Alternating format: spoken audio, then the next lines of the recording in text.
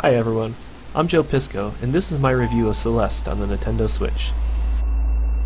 Celeste is a 2D platformer that follows our red-haired protagonist Madeline in her quest to climb the titular mountain Celeste. The premise is simple enough. Get to the end of the stage and climb the mountain. Controls are limited to moving, jumping, and climbing, as well as Madeline's unique ability to dash once before touching the ground.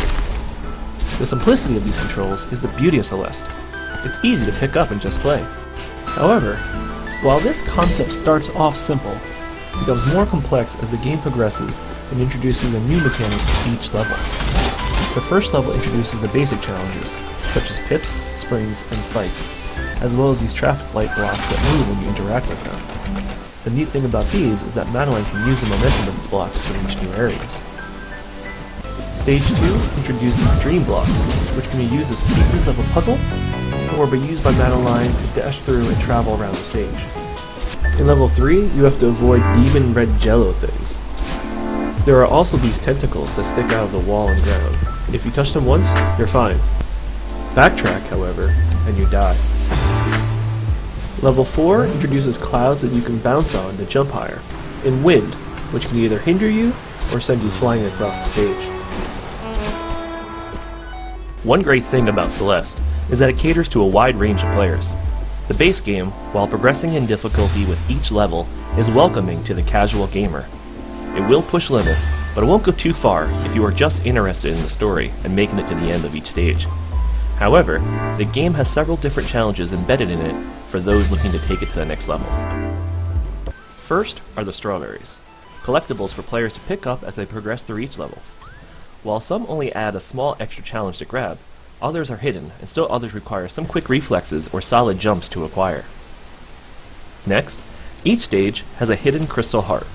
You'll need these to unlock something later in the game. Finally, there is the cassette tape, which unlocks an alternate, far more challenging version of the stage you just played, called the B-side. Here's what one looks like.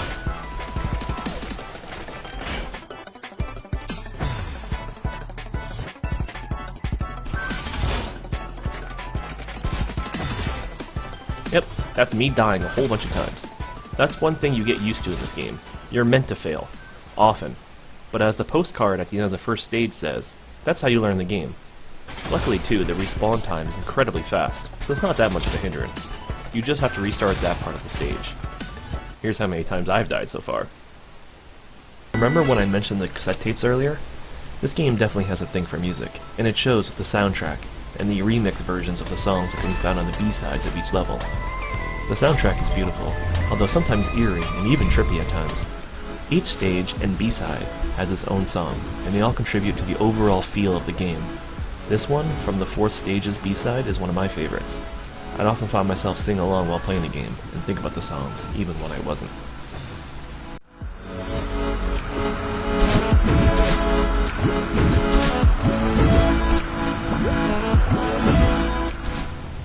I admit, I wasn't expecting much of a story when I first played this game, but right off the bat, Madeline, our hero, hints that she has a troubled past, and she needs to climb Celeste Mountain to prove something.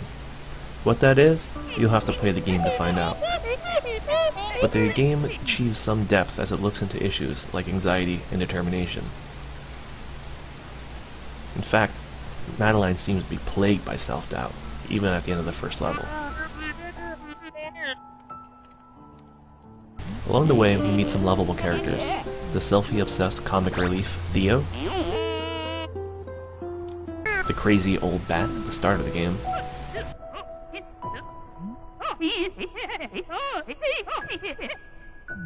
The rather incompetent hotel manager, Mr. Oshiro. And of course, the main antagonist, who fans have affectionately named Badeline. Badeline is a purple-haired, red-eyed version of Madeline, who claims is a part of her. She erupts from a mirror in stage 2 and constantly tries to fill Madeline with doubt and is determined to prevent her from climbing up the mountain. I don't want to give too much away here, but suffice to say that Madeline and Badeline's conflict adds a strong layer to the story, which at times pulled at my heartstrings. It was a nice addition to what would otherwise be a straightforward platformer. As far as graphics go, Celeste has a retro feel and look at times, but with polish all around. The game harkens back to the days of SNES and NES platformers with elements reminiscent of early Mega Man games, the spikes and the death animations for sure. My favorite element, however, is the chat boxes during dialogue. Each character has its own background, such as Theo's plaid background, and make interesting facial expressions throughout. One of my favorites is whenever Battleline is speaking. Sometimes she has a pompous giggle, or her hair spills over the edge, all of which helps inform the player of her personality. Some players might not like how pixelated Madeline sprite image is when you play, but personally, I like the old school look. They might also be turned off by the sound of the voices, but once again, I enjoyed them. It added a unique touch to the game. I also love the background colors for some of the stages, such as Stage 4, which you see right here, and then later Stage 6, here. I also love the way the artist depicted Madeline's anxiety as these dark purple tendrils. My only qualm is that sometimes the background, which you cannot interact with, looks like something that's part of a solution of a stage, which will lead to your death. It's not always a huge deal, but after completing a hard part of a stage only to die to something like this can be really frustrating. Alright, here's my overall rating and scorecard for Celeste. For gameplay and controls, it scores a 9.5 out of 10. The game is fluid and offers a lot of content. Sometimes the controls don't respond perfectly, but it's rare. As far as challenge and replay value goes, I give it a 10 out of 10. While the base game is fairly simple, the extra challenges really make you work for them. Music, 10 out of 10. Soundtrack is absolutely gorgeous. I'd listen to it even outside of playing. The story I'd give a 9.5 out of 10. It has great hidden depths that I wasn't really expecting, but I do have some questions that I feel are left unanswered. Graphics, 9 out of 10. The backgrounds are stunning. Even the retro parts. Overall verdict, I'd give it a 9.5 out of 10. The game is amazing, and the flaws are incredibly slight. It's definitely worth the $20 it costs on the Nintendo eShop.